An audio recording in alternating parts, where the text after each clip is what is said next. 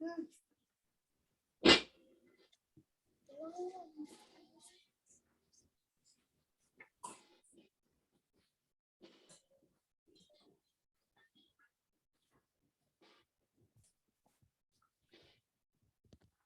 bisa kita mulai? Ya, awali suruh. Yoi. Bismillahirrahmanirrahim. Assalamualaikum warahmatullahi wabarakatuh. Waalaikumsalam Waalaikumsalam warahmatullahi wabarakatuh. Baik, selamat siang semuanya dan selamat menjalani aktivitas.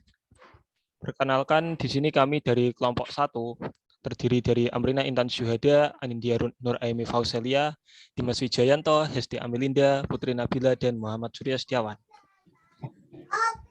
Yang terhormat, Bapak dosen pengampu, Bapak Anjar Setiawan MPD, dan yang kami sayangi dan kami banggakan, teman-teman sekalian dari Pendidikan Bahasa Inggris 2021. Sebelumnya, perkenankan kami untuk mempresentasikan hasil diskusi kami mengenai teori kecerdasan majemuk. Untuk bahasan pertama yang akan dipresentasikan oleh Saudara Dimas. Dipersilahkan.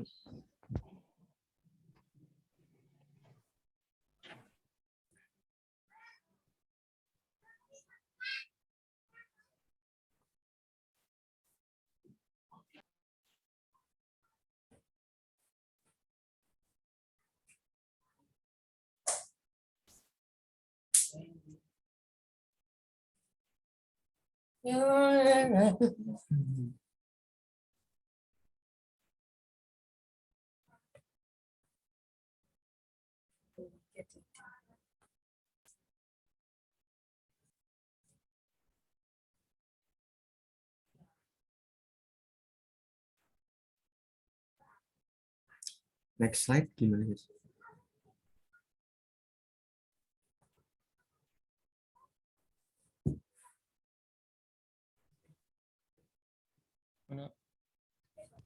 Udah ganti slide belum? Belum ganti slide guys. Agak delay berarti.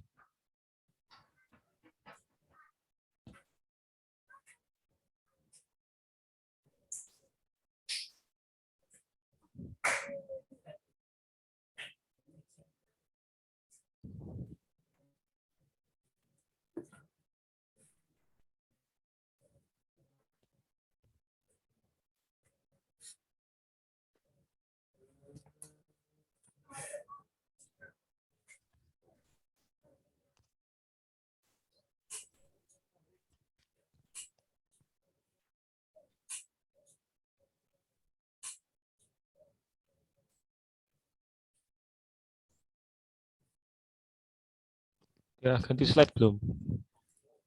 Belum sur. Masih sama di teori majemuk. Oh, bentar tak share ulang.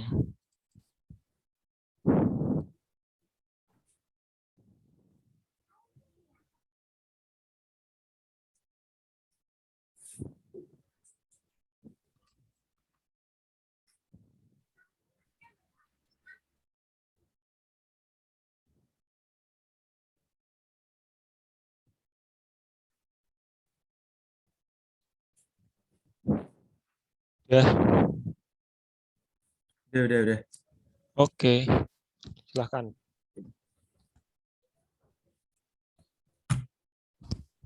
Ya, yang pertama adalah pengertian teori kecerdasan majemuk.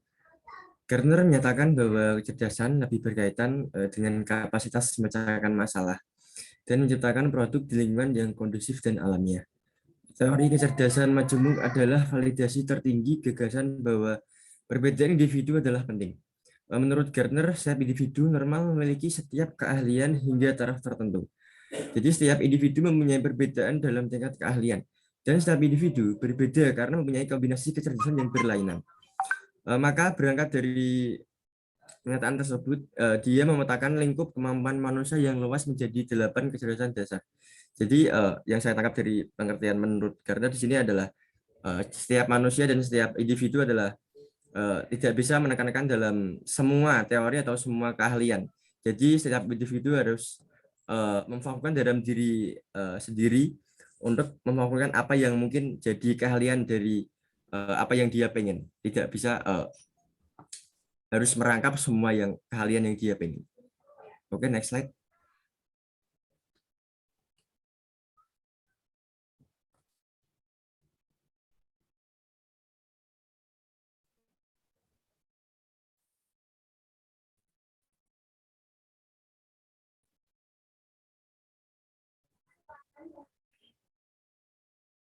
Belum ganti.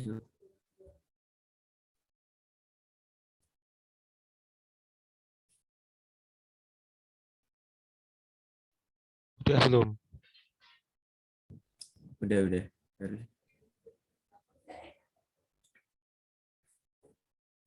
Oke, dari kedelapan kriteria dari Gardner yang tersebut adalah yang pertama, potensi yang terisolasi karena cedera otak menyebabkan ada kecerdasan yang tidak berkembang.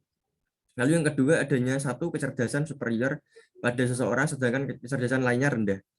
Lalu ketiga, kecerdasan terbentuk melalui keterlibatan dalam kegiatan-kegiatan yang bernilai budaya dan mengikuti pola perkembangan tertentu. Lalu yang keempat, ada sejarah perkembangan zaman menunjukkan beberapa kecerdasan berkembang pesat pada zaman tertentu. Lalu yang kelima, dukungan dari temuan psikometrik. Lalu yang keenam, dukungan dari penelitian fisiologi eksperimental. Yang ketujuh, ada rangkaian cara kerja dasar yang teridentifikasi pada tiap-tiap kecerdasan.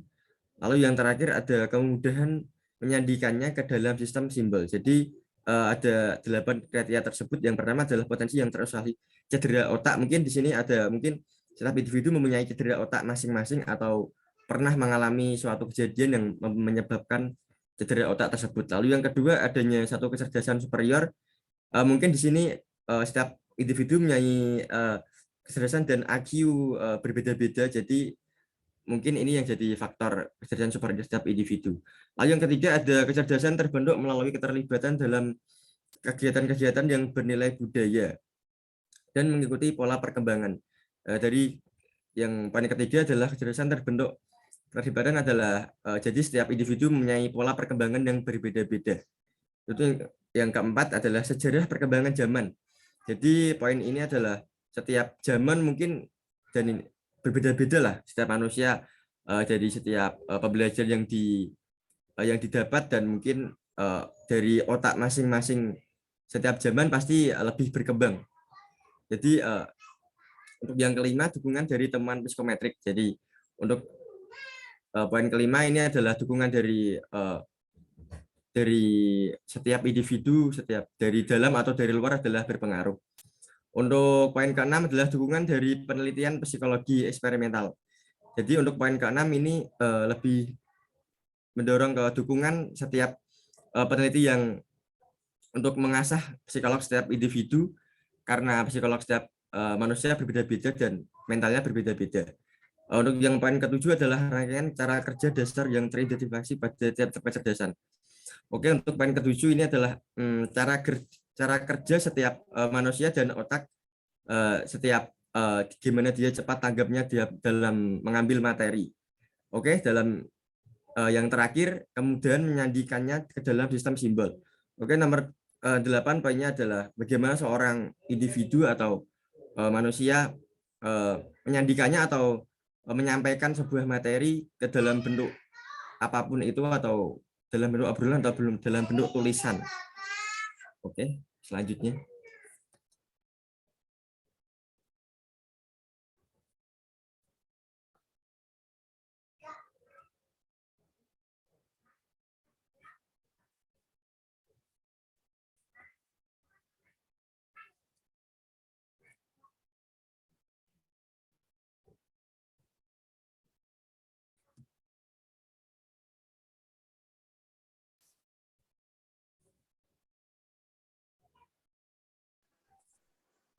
Baik, selanjutnya adalah proses berpikir dan jenis-jenisnya. Berdasarkan penelitiannya, Gardner membagi kecerdasan manusia menjadi 8 kecerdasan dasar, yaitu yang pertama adalah linguistik, atau menggunakan kata dengan baik. Kecerdasan ini disebut sebagian pendidik dan penulis sebagai kecerdasan verbal, Kecerdasan linguistik merupakan kemampuan seseorang dalam mengolah kata-kata saat berbicara maupun menulis. Orang yang memiliki kecerdasan ini juga memiliki keterampilan auditori atau keterampilan yang berkaitan dengan pendengaran yang sangat tinggi dan mereka belajar melalui mendengar. Yang kedua ada matematis logis atau menggunakan angka dengan baik. Kecerdasan ini berhubungan dengan mencakup kemampuan ilmiah, yakni kecerdasan yang sering dicirikan sebagai pemikiran kritis dan digunakan sebagai bagian dari metode ilmiah. Mereka yang mempunyai kemampuan logis matematis suka memecahkan soal matematis dan memainkan strategi seperti catur. Kecerdasan logis matematis sering dipandang dan dihargai lebih tinggi dari jenis-jenis kecerdasan lainnya, khususnya dalam masyarakat teknologi dewasa saat ini. Yang ketiga ada spasial, atau kecerdasan kepekaan terhadap warna, garis, bentuk, dan ruang. Kecerdasan ini memungkinkan seseorang untuk melakukan eksplorasi imajinasi.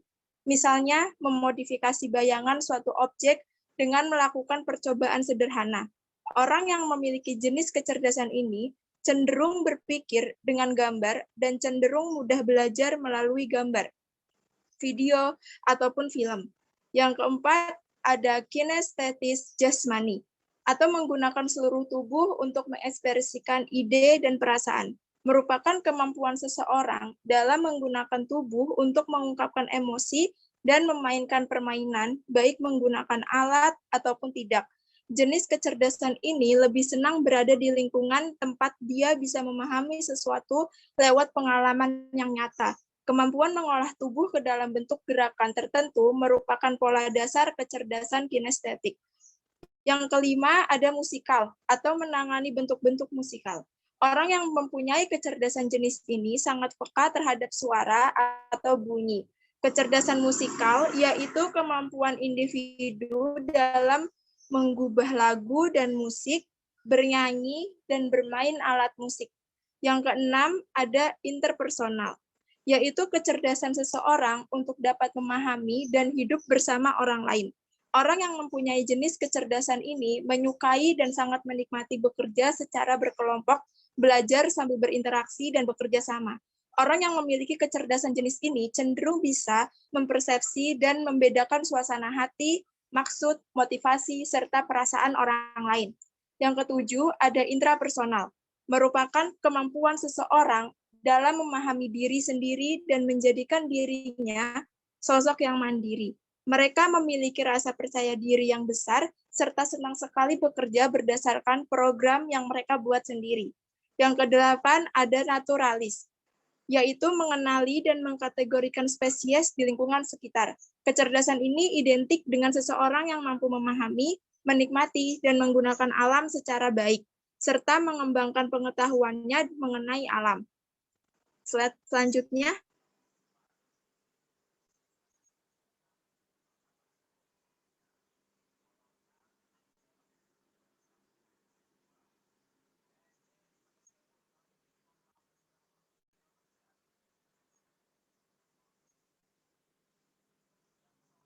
Slide selanjutnya.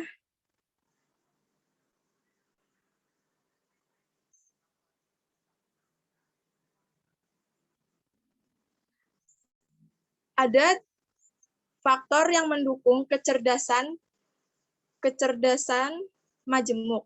Ada 3 faktor utama yang mendukung kecerdasan majemuk, yaitu 1, faktor biologis.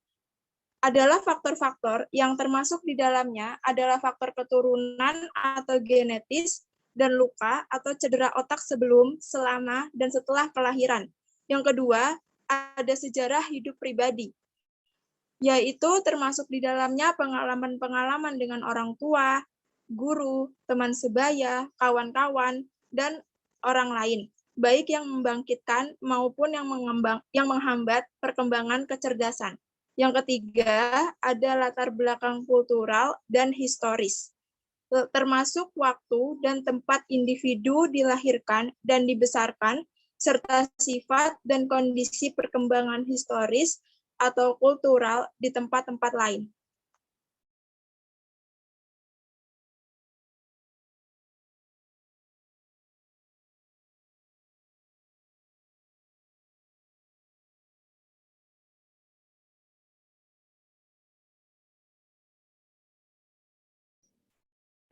Baik, saya lanjutkan. Untuk slide berikutnya adalah faktor lingkungan yang berperan dalam mendorong atau justru malah menghambat perkembangan kecerdasan majemuk seseorang.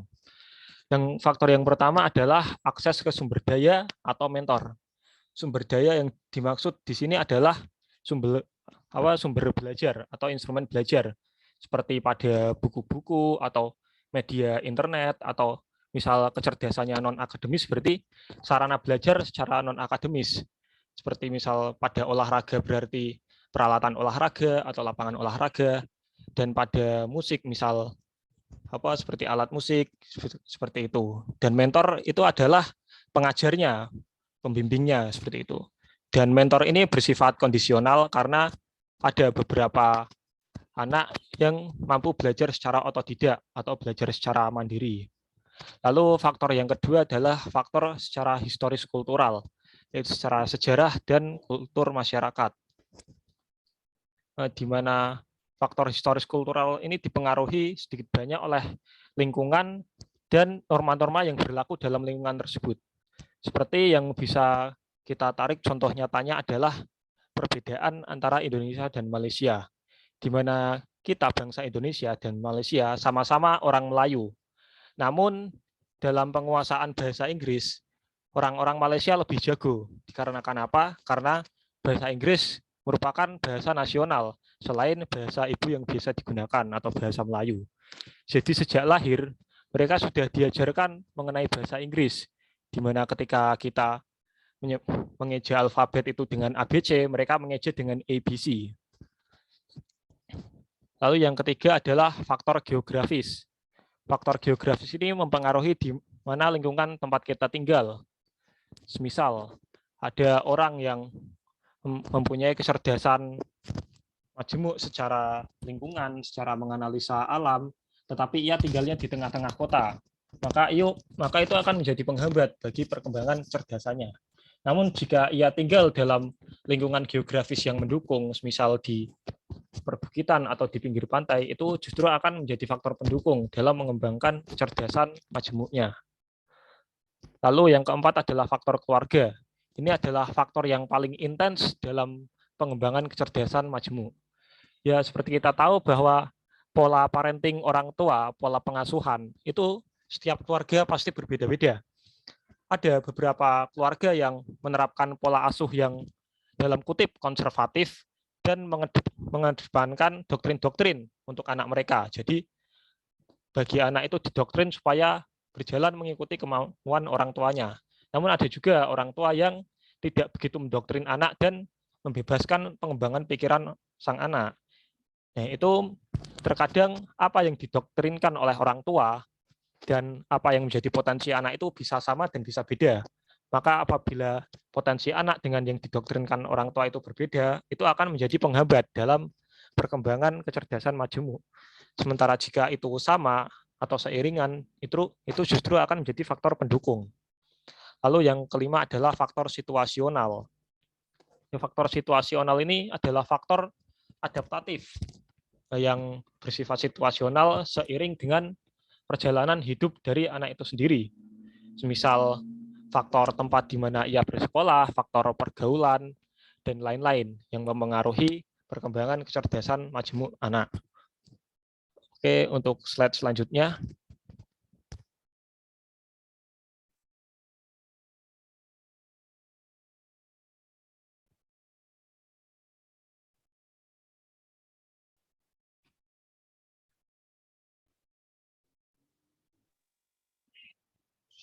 Kelemahan dari teori kecerdasan majemuk ini, 1. Pembelajaran dapat lebih fokus terhadap suatu kecenderungan, kecerdasan, dan punya hasil yang optimal.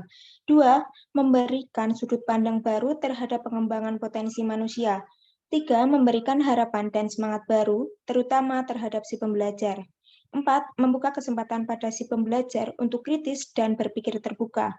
5. Menghindari adanya penghakiman terhadap manusia dari sudut pandang kecerdasan atau inteligensi. Kelemahan dari kecerdasan majemuk ini, 1. Memiliki kontroversi, terutama dalam pandangan ahli psikolog tradisional. Antara lain, mencampur adukan pengertian kecerdasan, keterampilan, dan bakat. 2.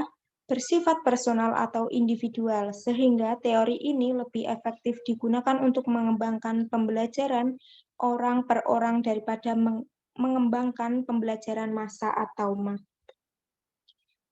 3. Membutuhkan fasilitas yang lengkap, sehingga membutuhkan biaya besar untuk operasional klasikal atau massal. 4. Tenaga kependidikan di Indonesia belum sepenuhnya siap melaksanakan teori ini dalam praktek di dalam kelas K12 ataupun juga pembelajaran yang melibatkan pembelajaran dewasa, karena sudut pandang kebanyakan orang masih sudut tradisional, bertolak dari permasalahan tersebut.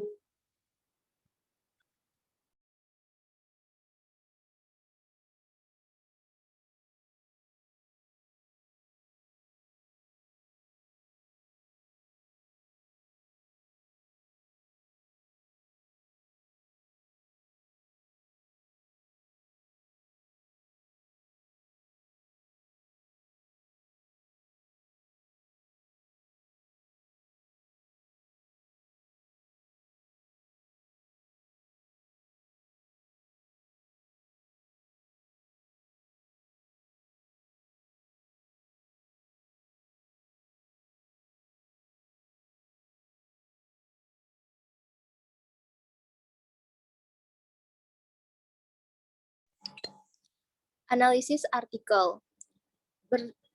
Judulnya yaitu Analisis Penerapan Konsep Kecerdasan Majemuk pada Pembelajaran Pendidikan Agama Islam dalam Mencapai Tujuan Pendidikan Nasional di kelas 4 Sekolah Dasar Juara Yogyakarta. Penulisnya yaitu Ulfi Mu'alifah, sumbernya dari Winarsih, Kecerdasan Majemuk. Metode penelitiannya yaitu menggunakan metode penelitian kualitatif. Subjek penelitiannya yaitu, subjek dalam penelitian ini adalah kepala sekolah, guru, karyawan, serta peserta didik kelas 4 SD Juara Yogyakarta. Instrumen penelitiannya, instrumen dilakukan dalam penelitian ini adalah wawancara, kemudian observasi, dan terakhir adalah dokumentasi. Next.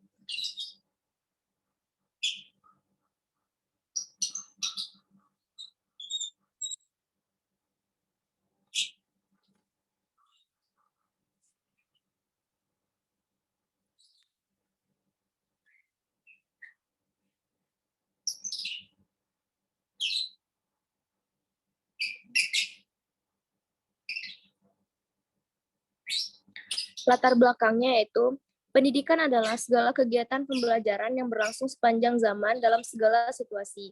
Kegiatan kehidupan pasal 31 ayat 3 Undang-Undang Dasar yang telah diamandemen maupun UUD nomor 20 tahun 2003 tentang Sistem Pendidikan Nasional.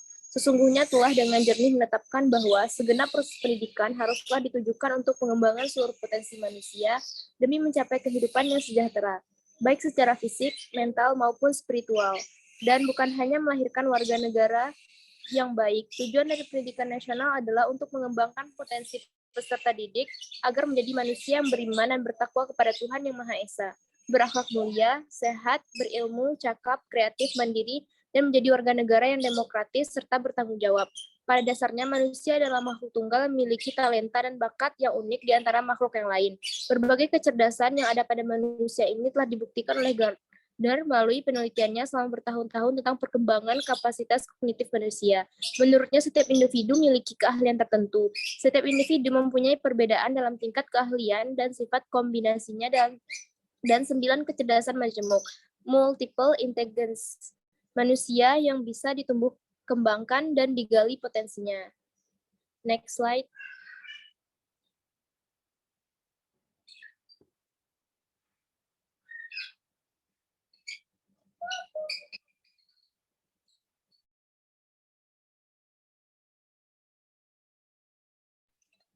Rumusan masalah dan tujuan penelitian. Rumusan masalah. Yang pertama, bagaimana penerapan konsep kecerdasan majemuk dalam pembelajaran pendidikan agama Islam di kelas 4 SD Juara Yogyakarta. Yang kedua, bagaimana relevansi penerapannya konsep kecerdasan majemuk pada pembelajaran pendidikan agama Islam di kelas 4 SD Juara Yogyakarta dengan tujuan pendidikan nasional. Tujuannya yang pertama, untuk mengetahui implementasi konsep kecerdasan majemuk dalam pembelajaran PAI di kelas 4 SD Juara Yogyakarta. Yang kedua, untuk mengetahui relevansi penerapan konsep kecerdasan majemuk pada pembelajaran pendidikan agama Islam di kelas 4 SD Juara Yogyakarta dengan tujuan pendidikan nasional. Next slide.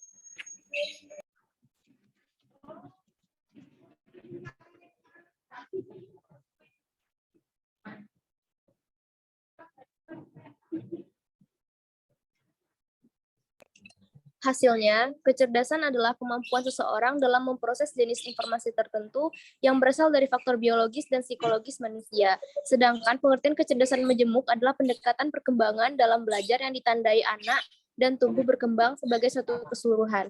Tidak hanya satu dimensi saja yang berkembang dalam suatu waktu tertentu atau sebaliknya. Tidak semua dimensi memiliki kecepatan perkembangan yang sama.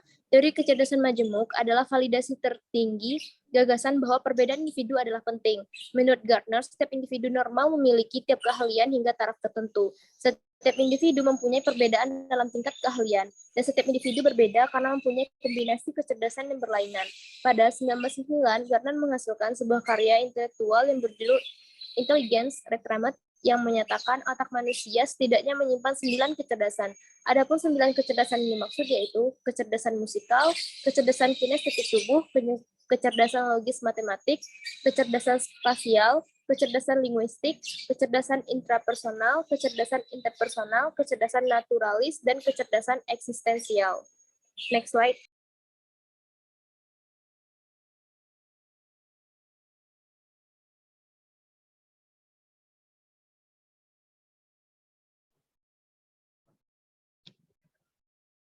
Ini siapa? Selanjutnya Anindya. Oke.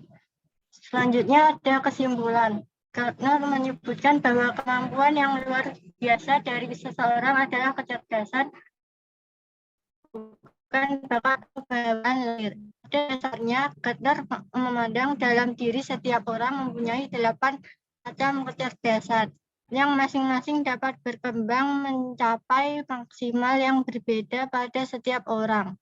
Banyak faktor yang mempengaruhi perkembangan kecerdasan majemuk seseorang, ada yang mendorong dan juga ada yang menghambat perkembangan.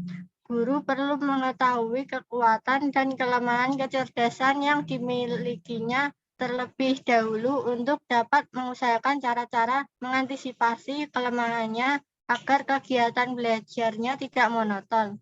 Setiap siswa memiliki kecerdasan yang berbeda-beda. Guru harus memberikan ruang bagi tiap siswa untuk dapat mengembangkan kecerdasan masing-masing tanpa harus dipaksakan untuk mengembangkan kecerdasan yang mereka tidak sukai.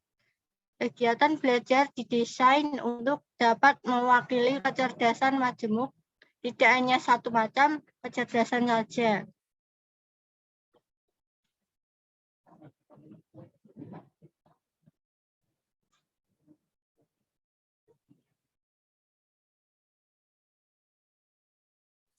Ya, sekian yang dapat kita sampaikan dari kelompok 1.